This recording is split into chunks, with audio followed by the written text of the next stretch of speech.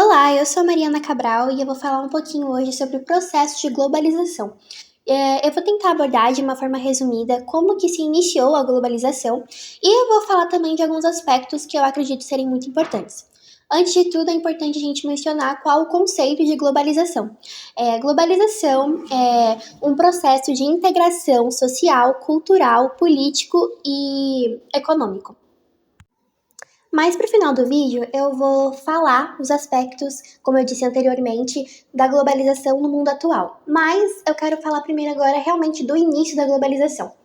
Bom, a globalização, embora esse termo globalização seja um termo muito recente, ela não é recente assim. Na verdade, ela tem acontecido desde o século XIV para o século XV. Como vocês estão vendo aí enquanto eu estou falando, vocês vão ver aí nessa imagem, essa linha do tempo que eu criei.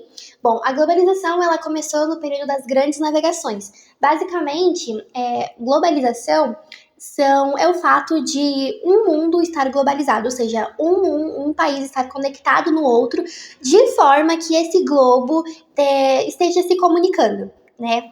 De forma consecutiva. E as grandes navegações, elas meio que faziam isso, só que de uma forma muito mais rústica e rudimentar, porque eles não tinham tantos recursos tecnológicos. E a base da globalização é a tecnologia, porque ela permite com que esses países estejam conectados do globo, mesmo que eles não estejam se comunicando de forma física. É uma comunicação consecutiva, como eu falei, porém ela é online, então ela é através de computador, de e-mails, essas coisas, claro, de uma coisa muito mais moderna, de satélites também. Mas naquela época essas coisas não existiam ainda. Então a gente tinha o quê? As trocas comerciais e as exportações. E como a economia, né, global faz parte da globalização, isso também era uma forma de globalização. Depois disso, a gente acaba tendo o primeiro start da tecnologia no planeta, no mundo todo, que é a primeira revolução industrial, que acontece do século XVII para o século XVIII. Ela acontece primeiramente na Inglaterra, né, na Europa. A primeira revolução é conhecida como a Revolução da Máquina a Vapor. As máquinas chegaram nas indústrias substituindo a manufatura, que eram os trabalhadores, né, os homens, as mulheres. E isso foi muito ruim, assim, para as pessoas, porque elas perderam os empregos, foi um choque muito grande, tiveram muitas revoltas, porém foi o primeiro contato que o mercado de trabalho no mundo todo teve com a tecnologia. E da Inglaterra isso se expandiu para o mundo todo, chegando até a quarta revolução industrial, que é a que nós vivemos hoje, que é da inteligência artificial. Só que isso é muito mais para frente. Essa tecnologia toda da Revolução Industrial foi um grande avanço. E já meio que e o fato de expandir para o mundo todo já é a globalização caminhando. E aí, né, nós chegamos até a terceira revolução industrial, que é a revolução informacional, e nós chegamos no século XIX, 1914 e 1918, que é quando acontece a Primeira Guerra Mundial. E logo depois, de 1939 a 1945, que ocorre a Segunda Guerra Mundial. Essas duas guerras foram terríveis e violaram os direitos da humanidade, principalmente a Segunda Guerra Mundial com o Holocausto. Em contrapartida, houveram avanços tecnológicos durante esse período de guerras, né? Nós também tivemos o período entre guerras, mas isso não vem tanto ao caso agora.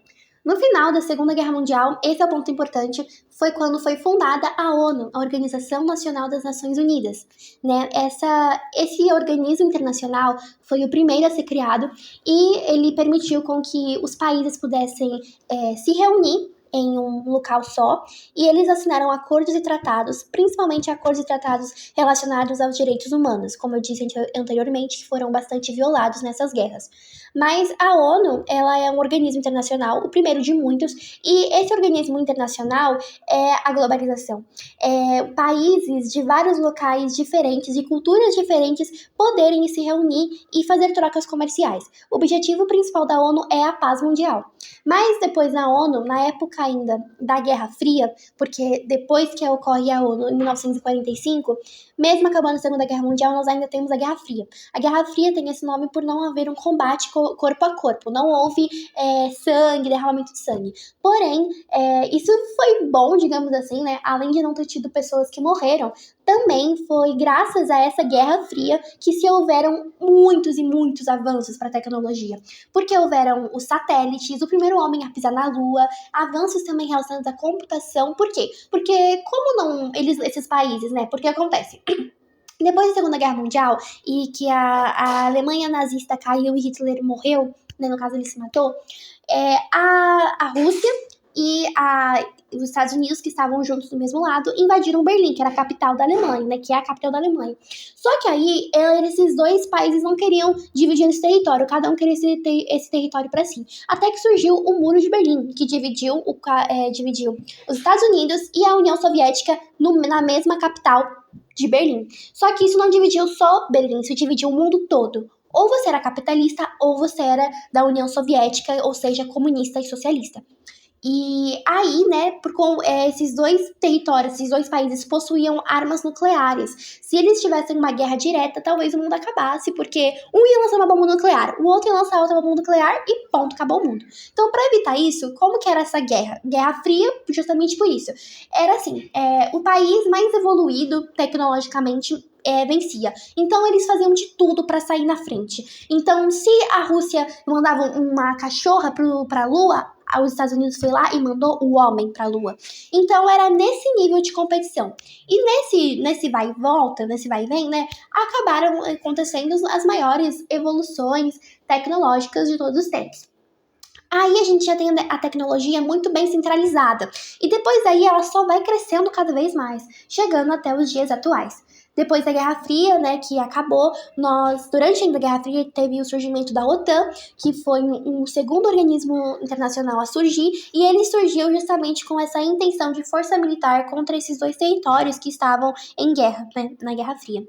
Então, depois que cai o Muro de Berlim, em 1989, as coisas se ajeitam mais. Nós já temos a ONU, temos a OTAN, depois desses organismos internacionais surge a FMI, o Fundo Monetário Internacional, e por aí só vão surgindo cada vez mais organismos internacionais.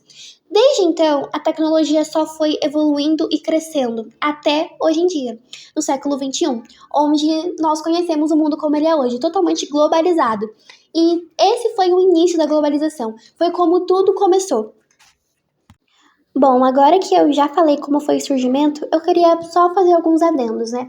A globalização, ela é muito importante porque ela permite essas relações comerciais e entre os países, o que sim é muito bom, incluindo a relação política, o que funciona muito bem em questões de guerras, principalmente agora que nós temos guerra contra Ucrânia e Rússia, Hamas e Israel, né?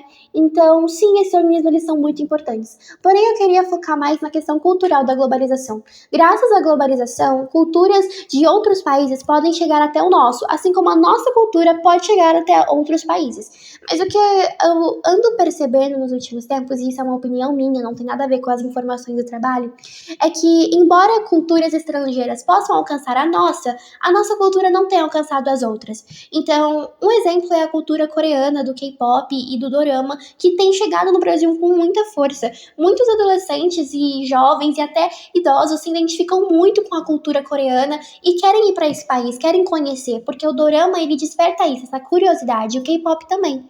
E o K-pop é um movimento de muito tempo, o dorama tem pegado com mais força agora. E a mesma coisa é a cultura dos Estados Unidos, que alcança o nosso país, mas a nossa cultura, ela segue presa no nosso país, a cultura africana, a cultura do Brasil. O Brasil ele tem uma identidade, uma raiz, e a nossa cultura, nós não fazemos uso dessa globalização, dessa tecnologia para alcançar outros países. Na verdade, nós somos apenas alcançados.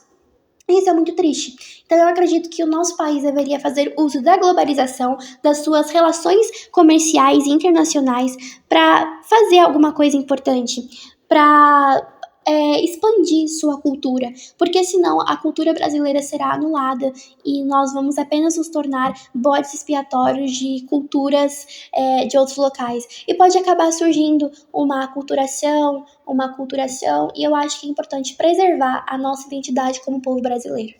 E é isso aí.